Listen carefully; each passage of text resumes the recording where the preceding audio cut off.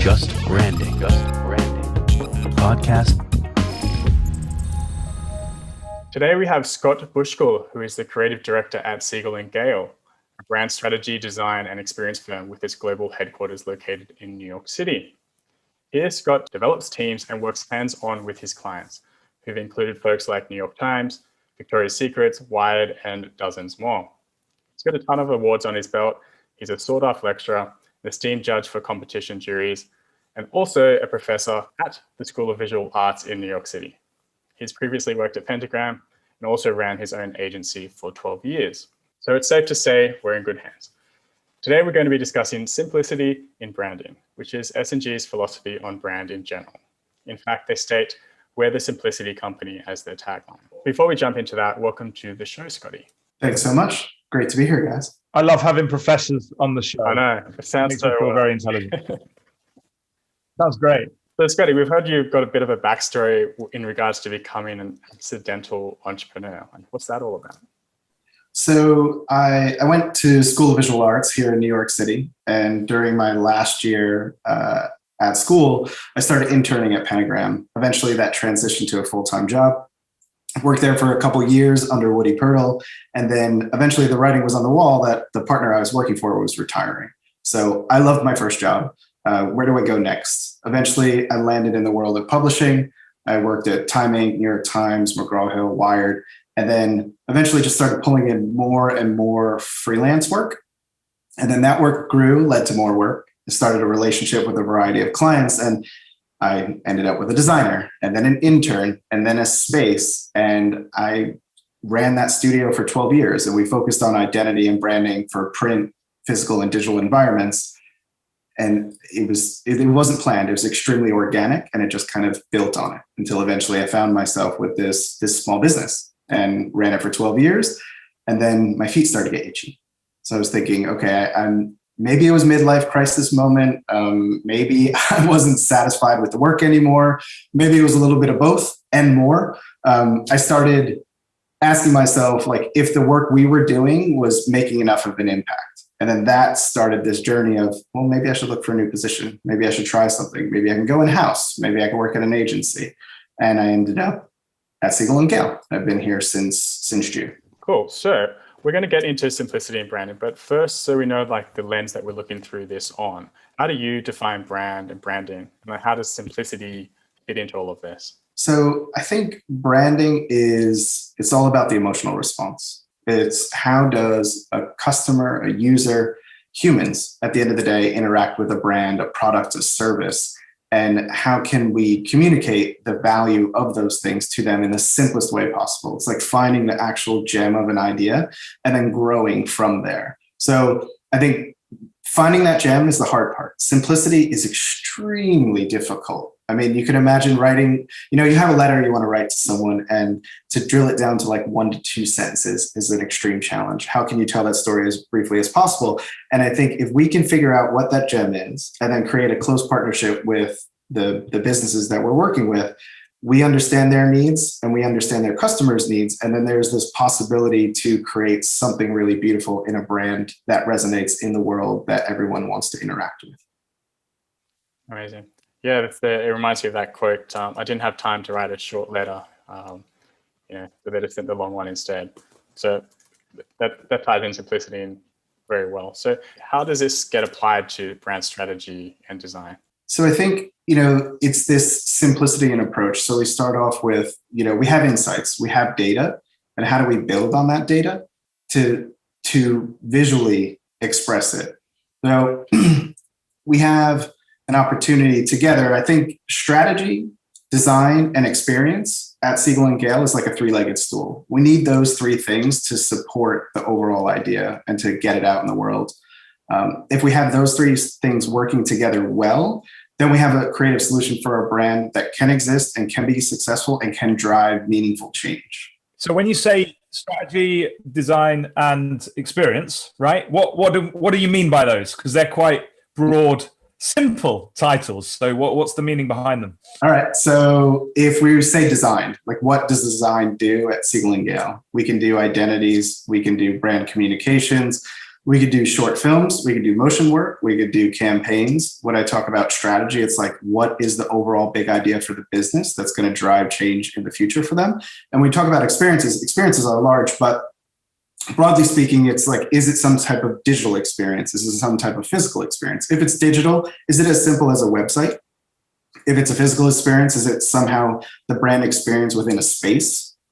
So if we could hit all three of those and make them work together and not have them be like a very siloed approach where you have a brand strategy, then you create to that brand strategy, and then maybe experience tags onto it, but we're all working together at the same time, then that's how the three-legged stool holds up and becomes the support for this big idea.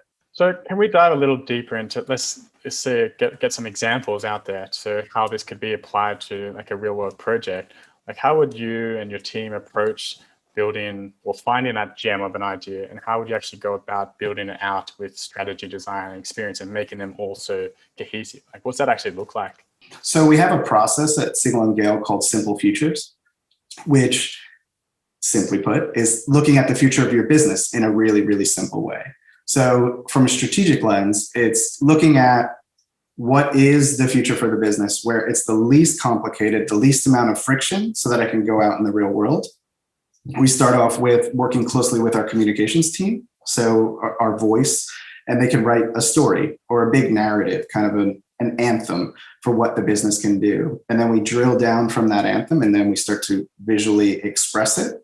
And this, in the Simple Futures exercise, is just, this is a look and feel, a personality, a mood. This is the tone of your business moving forward that we can then start to build on. So it's basically about getting buy-in from the client about their new future, their new vision. And then once we have that buy-in on a specific kind of strategy, we could then kind of create from there, really dial in voice, really dial in creative, and figure out, is it a website? Is it a campaign? How do we move this thing into the real world where people actually interact with it? Like, what would they actually come to you for? Like, what's an example of like a brief, like, and then you figure out what the next thing is? I don't know if there's anything that you could speak about there. So it's interesting because our services on the creative side and just as an agency are pretty wide. So a large, kind of Fortune 500, Fortune 100 might come to us and say, we have a brand architecture problem. So then we solve that brand architecture problem, and then design still comes into play there, but it's more about a design system in the future.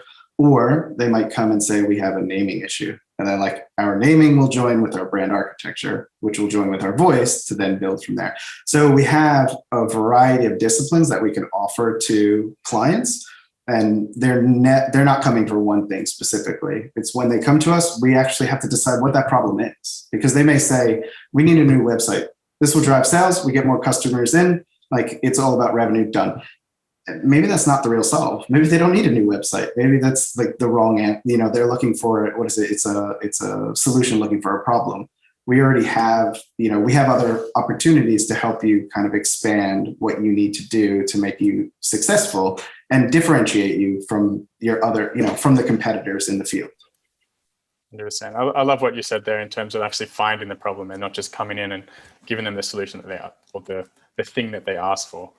So how do you actually uncover that problem? Like, I just want to get into the nuts and bolts. Like, what's actually happening, I think the nuts and bolts, and this starts with, it goes back, I'm going to probably hammer home this three-legged stool a bit too much. So that's what we want. That's what we want. But I think it's those three things right at the beginning, is letting strategy take the data that we have, right? And then build insights off of that data, and then coming back to them. But it's always working together with experience and design to help understand what's working and what's not working. Again, they might come to us in the beginning with an idea. We might scope out the job in one way, but it can shift. There is this opportunity for it to pivot as the discovery happens. So we spend on kind of brand architecture or Simple Futures maybe 1 month or 2 months. It depends on how big the project is and what the problem is we're trying to solve. So I'd say there's no kind of 1 + 1 = 2 in this. It's more like a 1 + 1 = 11. Like it's a combination of things, and we end up with a new result each time. Yeah, I understand. So you're uncovering data, you're getting insights from that data. well, you're getting insights and turn that into data, sorry, and then going about, I guess, exploring and connecting the dots to move you forward to the next phase. Is that more or less? Yeah, that sounds perfect. All right. Well, also we're talking about designing for humans. I think it's kind of a good segue. So what do you mean by designing for humans? Right now, we're in the current state that we're in, right? The world went on fire about a year ago, and I'd say we haven't reset yet. We're working towards it. But now that we're all alone, but working together. So if we're designing for humans, it becomes even more important now that there is this disconnect. Like we're together, but we're together on screen. So how can we create designs that, at a top level, all the designs we create should be timeless, but all of them really require this emotional response. If our creative work and our strategic work and all business decisions in general are kind of created with an eye on humanity, it will be a force for good now or for whatever comes next. If we put people first and we put customers first, or more importantly, humans first, we treat the profit as an outcome rather than a goal. So, Scott, in your work, when you're putting the human first, what kind of approach does that mean? Like I hear what you say and it sounds great, but realistically, what does that actually mean when you come to look at a project? Well, for example, we're working with a healthcare business right now, and it's a healthcare business that's technology is the main thing that they have to offer. But at the end of the day, our health is most important, and the humanity in that comes forward. So as much as the technology is valuable, we should really lean into how it can affect your health, your existence, and know that it's backed by technology. So we put that customer first, we put the human first, and then we're able to think about how that kind of technology enabled or backed by technology becomes important. Yeah, I think that is absolutely a cracking, the best, the only approach, right? Because, when you think about it, I always say, businesses that are focused on the profit side, which you mentioned earlier, it's kind of like, well, that's great, but that only really appeals to you, right? It doesn't appeal to anyone else. It doesn't appeal to a consumer. Who cares? The consumer doesn't care that you want to get rich and fat and go and retire into, exit the company in 4 years' time and go to Hawaii. No one cares about that apart from you. We have to give a more compelling reason for a consumer to join us. And so, although your commercial reasons are all absolutely valid and we're not putting them in the bin, we do need to think about this from the customer's perspective, like the human side. And so I completely agree with your approach there. Yeah, and I think it comes down to like profits are table stakes. Yes, we're in the service industry, right? Like we want these businesses to do well. We want them to succeed. We want them to challenge other businesses in their space. But who is using it at the end? At the end of it, it's people, right? And these people are either buying a product or a service. We need to make it benefit them. And then it will benefit the business in the long run, and it'll benefit all of us in the long run. So it's just looking at it more globally, like a bigger picture, and not just focused on the profit only. We focus on the people, and the people will bring the profit. I also think that's more of a long-term kind of thinking process. It's more of a strategic approach as well, because if you don't have that mindset, you tend to be very focused on the quick wins, which are great for a short period of time, but then, everything fizzles out very quickly. And people you don't get that loyalty, you don't get that buy-in, you don't get that momentum that you need from a brand. And I think that would you say, here's another question for you. Would you say that in your experience, more brands are getting more used to that approach? Or do you kind of still find yourself having to sort of, bang your head against that wall and say, come on, let's think about the human? Or do you find that more brands are coming to you for that? I think they're coming to us for that. I think in the end, from a creative side, like all the work we should do should be timeless. But I also think from a business side, your decisions should be timeless. You might have these short wins, but in the long run, you're trying to build this success over time that can last. So I think at the end of the day, what we need and what they need is this long-term plan. Like we don't need these quick hits. It's like we need to think about kind of the future of the business. And even if you exit it, as you mentioned, in 4 years, it's like that business should continue to just grow and grow and grow.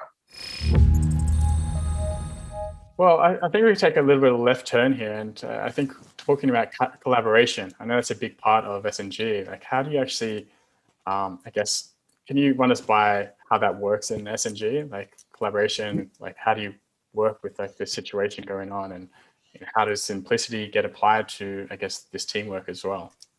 Yeah, I mean, again, it's this where we are right now. We're disconnected. So how do we connect via technology? Like, how do we build an internal culture, like something with new rituals? The time we spend together, right now, the time the three of us are spending together, right?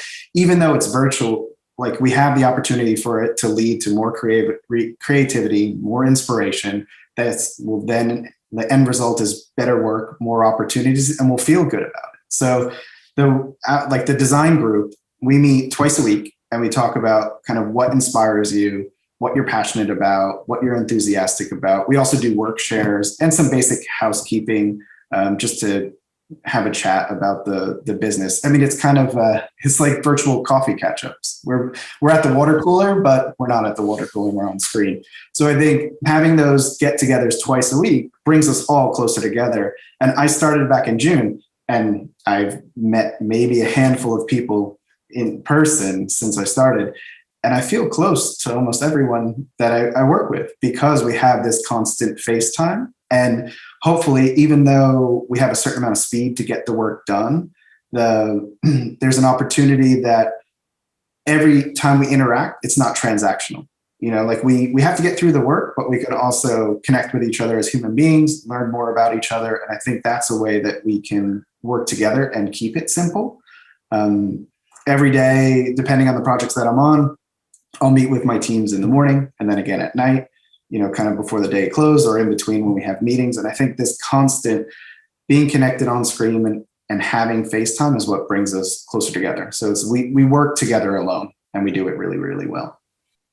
I love that. And you're not just meeting to do work, right? You're meeting to connect. And I think that's a big part of like to have that human connection. So that's the whole part of avoiding this like transactional nature where it's like we have a meeting, we talk about the work, we move on. Like, what did you do over the weekend? What are you excited by? I don't know. What are the challenges you're having right now? What's frustrating you? It's like we need to have these conversations with each other so that we can do much, much better work. And if we keep an open conversation, then the work we produce on the outside can be more friendly, more approachable, but the way we deal with the team can be more friendly and approachable. And that goes back to kind of the three core values of Siegel and Gale: smart, nice, and unstoppable. If we lean really into that nice internally, we'll be really successful. It's like we're looking out for each other. We want to do good work together. We want to be seen as unstoppable. We want to be seen as smart, but we focus in on, again, being nice, being human, and just kind of connecting in that way. So Scott, amazing process, amazing way of working in the way that you've described. Does that link back to those core values, of the firm, and how does that kind of all play out in relation to what you've just described? Yeah, I think it's huge. I mean, Siegel and Gale, they say that they're smart, nice, and unstoppable. And the way I look at it is it's not just lip service. It's really, really part of the day-to-day function of the firm. And it's one of the main reasons that I wanted to join. So during the interview process, I met some brilliant people. They were nice, like genuinely nice, real good human beings. And there was just this intensity there that it was obvious that they take this shit seriously. So like you hit those three things and I was like, I want to be there. I want to be surrounded by people who are smart, who are constantly thinking about new and innovative ways to solve problems. I want to be in a nice office environment, albeit on screen. And I want to be part of a focused and unstoppable team to do good work. All right. So can we go a little bit deeper in terms of working collaboratively? Like how important is speed in this process? And like, does the remote work actually help or hinder this whole, collaborative approach? That's an interesting question. I think the remote work helps. The idea from a client perspective hinders, where I do think things are actually happening a lot faster. And we find ways to work better because we're embracing technology to solve these problems. But then from a client side, they, over the past 2 decades, like things get faster and faster and faster. And I think just in the past year, it's almost ramped up like 20%. It seems like things even happen faster than they did before. So the deadlines are really extreme to deliver on what we can do, but somehow we get it done. I just think it's, the expectations are a lot higher than what they were. Well, I guess we have less meetings and less travel, so we actually have a little bit more time to work on the business. So you're probably actually working harder, working more. So yeah. Interesting. Okay. All right. Well, I'm just going to spin the conversation a little bit more and talk about mistakes that companies make when they approach brand design. Like, what do you notice like that happens often? When companies come to you with a problem, for example. I mean, there's many mistakes. I think one of the big ones is that design is decoration, and design is about making things that are beautiful and not solving like strategic problems that can make their business successful. And, maybe they come and they say like, I want to look like this. Like, I love what this brand is doing. Can we look like this? Well, is that the right answer? Is just looking like this going to solve your problem? Maybe the bigger problem is how your business is running. Maybe you're not, making the right steps into the right places to solve your problem before we even worry about kind of creative decisions. So it can be, I think the mistake is seeing design. Scott, we'll just let that, that's New York for you, right? No, don't miss that. What were they thinking? They're after you. They found you. They did. Quick, do a runner. No, it's fascinating to hear you talk along those lines, and in terms of the you talked about the speed that things are ramping up. You talked about the many mistakes people come to you in a sense with. What do you think the future looks like for brand and design and experiential design like you've described? When looking ahead into your Scott crystal ball, right? What would you say? What do you imagine the future's going to be like? Do you think it's going to get even faster? Because, like, man, I agree with you. Like the work I do in the US, like the pace is just ramping up. It's nuts. Less so in other parts of the world, I'm finding. So that's just a little tip for you. You might find the odd sort of slower approach in other parts of the world. So there's an avenue. But yeah, what's the future? What do you think? I think there's going to be a point where it plateaus. Like, I don't think it can just exponentially keep going and going and going.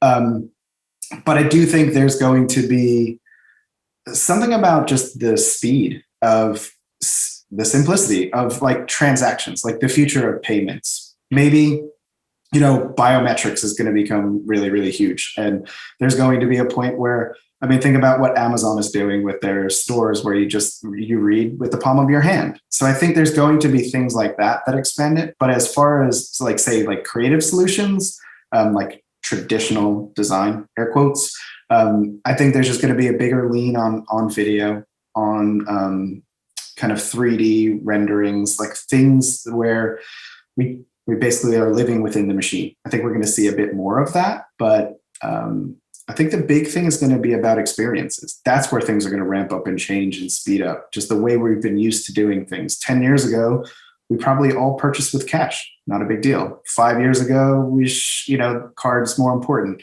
This past year, touchless explodes because just the nature of the world that we exist in. So what happens in the next 5 years? And I think Amazon's probably landing it right now with like the lean into biometrics, but it's going to build on that. And there's going to be a lot more innovation in the overall experiences of the brands. Yeah, and I suppose, going back to the point that we were talking about earlier around simplicity, I know we were talking about simplicity of concept, but if you apply simplicity to the experience side of things as well, as you said, biometrics, the easier you make it for the consumer, the simpler it is for everybody concerned from the customer's perspective, from the human perspective. It's as you say, the speed from that side is going to ramp up. I guess the challenge is can we as an industry, can we as a community keep up with the pace of that? And does that require simplicity from our side in terms of the way that we execute, the way that we deliver? And can we even do that if we need to, if we need to come up with emotional, kind of stuff? Because creativity takes time, right? I think it does anyway. So, or does it? Who knows? What do you think, Scott? Does it take time, or can we keep going faster and faster and faster, coming up with stuff? Well, it takes time. I think a really great idea takes time. Obviously we have to speed things up. I'm a mix of an idealist and a realist, right? So ideally, I think we can keep going, right? We can get faster. Realistically, there's got to be like a break point. But I think, there's opportunity for, I think the industry has the ability to adapt, because if you look at what's happened in the past 20 years, I mean, just prior to the existence of a touch surface on a phone, right? Like, what was it like before then? So I think we could just keep ramping and it will happen. But I think there's opportunity out there, and I think we can handle the speed. It will plateau. We'll figure it out together. As humans, right? As humans, yeah. As humans. Love this. So, Scott, we're coming towards the end of the episode now. You're a man, in his prime, in the height of his career, and so it'd be great for you to kind of maybe for perhaps some of our younger listeners, without being patronizing, maybe some of our less experienced listeners to the podcast. I wonder if you would be so kind as to kind of share maybe your hot tips, your top tips, that you would sort of recommend to people that want to follow in your footsteps, share anything you can to help us. Sure. So I guess one of the things before starting a project, I like to think about this quote from Carl Sagan, and maybe this goes back to this like idealism side, and it's somewhere something incredible is waiting to be known. And I think if you approach every project in that way, thinking about like the magic moments, the opportunities, then there is something waiting to be known, something magical waiting to be known. But whenever I start a project, it's creating work that fits in three different categories: something that's conservative, something that's expressive, and something that's somewhere in the middle, making sure that they're always appropriate, but really leaning kind of heavy into that expressive, maybe even pushing it to the point where it's something that could be viewed as wrong, completely wrong. And, if we do that, we challenge our clients in this way, right? So it can be hard to make it work. It can be hard to let it resonate with the client. Maybe it's even hard for it to resonate with the customers and the end users or the humans, but it will create a unique experience. It'll create a magical experience that they can have with the product or service. Nice. You heard it here first, folks. Yep. It's kind of like the soft, round and spiky approach. I guess you said conservative, expressive, and somewhere in the middle. I've always loved that approach. Let's hit him with the spiky one. So, Scott, we're coming to the end of the episode now. But before we sort of sign off, I know you're involved very much in education. So it would be great to just kind of get a bit of a snapshot from you as to the value that brings to you and your work, and also any kind of thinking around, why that's helpful, and why you've gone into that. So any thoughts?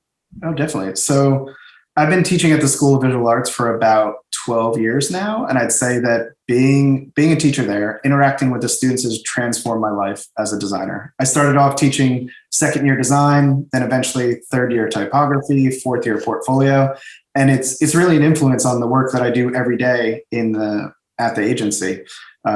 Helping students make decisions, kind of helping them figure out this opportunity to discover something new, seeing the spark in their eye when they find that solution that works, or the sadness when they see that it doesn't work and they have to start over and over and over again. But that's exciting for me. It brings design to life for me. I hammer into them that the idea is nothing without the execution, and the execution is nothing without the presentation.